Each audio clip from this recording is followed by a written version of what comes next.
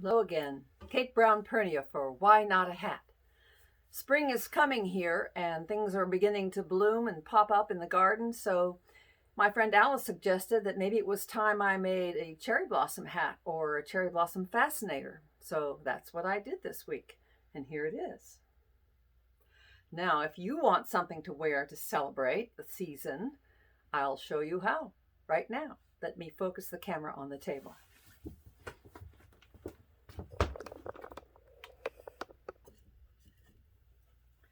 This fascinator is actually a hybrid of a couple of other videos I've already done. We're combining techniques, and I thought I would show you how it all comes together. If you watched my wire to fascinator video, which is by far my most popular one, I taught in that video how to make a wire headband, cover it with a bias strip of fabric, and turn it into a fascinator. In this case, we made the headband, but we also added 3 branches.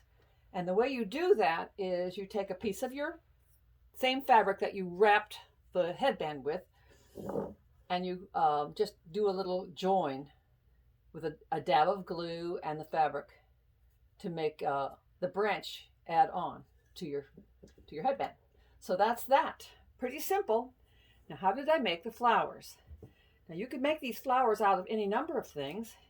In this case, I used Cineme straw cloth, which is this stuff. It's a straw fiber that's woven into a fabric that you buy by the yard. You can get it from a millinery supplier. I happen to have some, and if you don't have straw cloth, you could use pink silk or pink cotton, anything that strikes your fancy.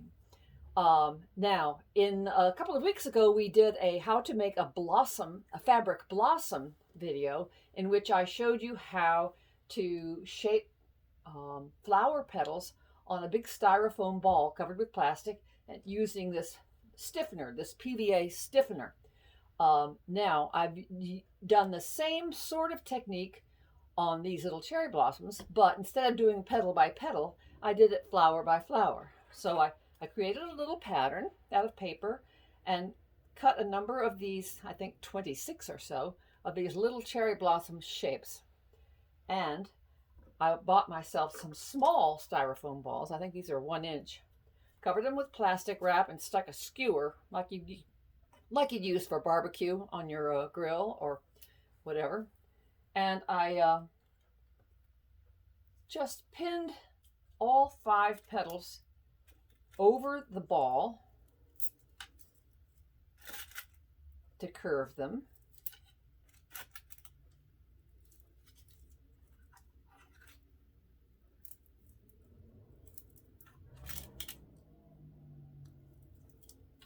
Like that, so you get that nice curve. Now, you can get this Alene stiffener at fabric stores or Michael's craft stores. If you don't have that, you could try using Elmer's glue. I think it's pretty much the same stuff, but maybe not quite as thick. And I just used it full strength in this case, dipping my paintbrush into the stiffener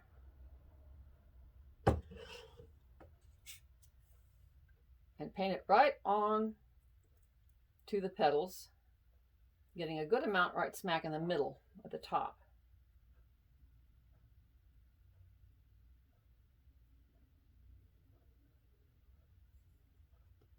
What this will do is it will make your fabric or straw flower hold its shape.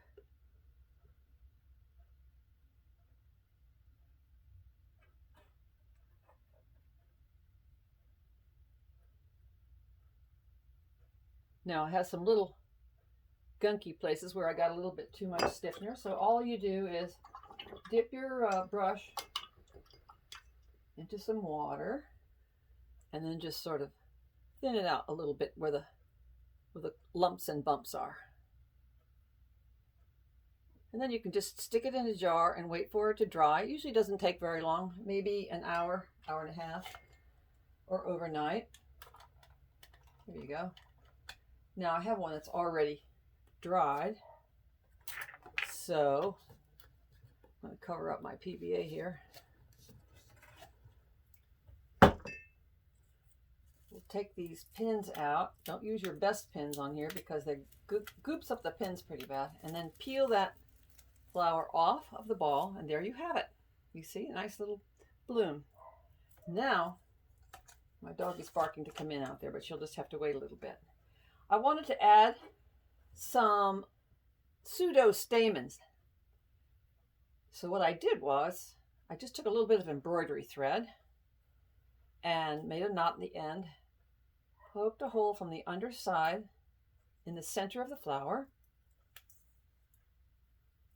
Now I just put my thumb on that embroidery thread and put the needle back through.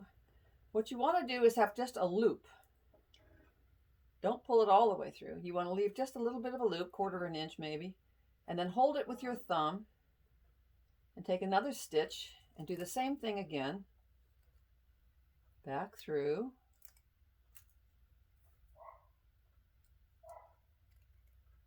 And then hold the 2 stitches together with your thumb. One more time and we'll have it done.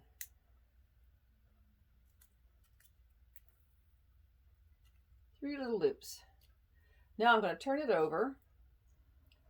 Keeping hold of my loops with my other finger, I'm just going to put my needle through that stitch and create a little knot to hold it in place.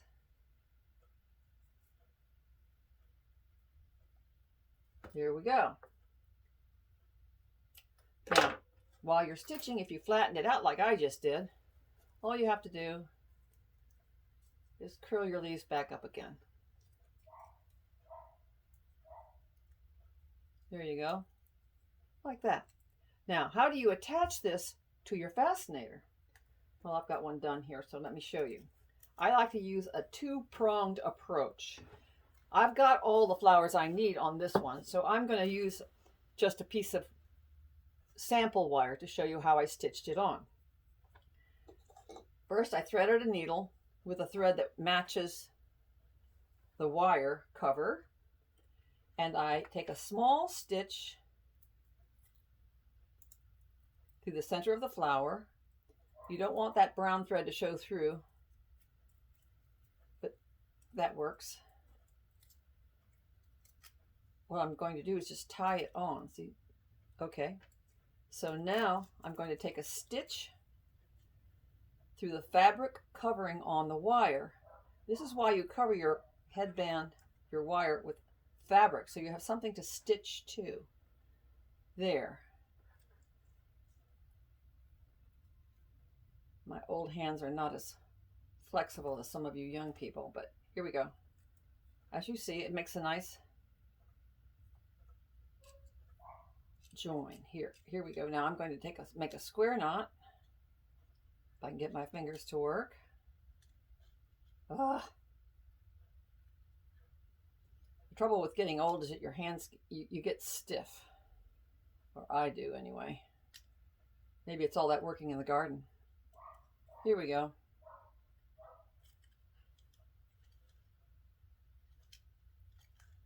And I always like to do one extra loop. So there we have it. And then you trim off this thread. When I was doing it on the fascinator, I was working on my head block here so that I could maintain the position of the flower. Now, in addition to the stitch, I like to use just one little dot of my Fabri-Tac glue. I put it on the back of the flower where those stitches were. Let me just get a little dot here. And the reason I do that is it helps you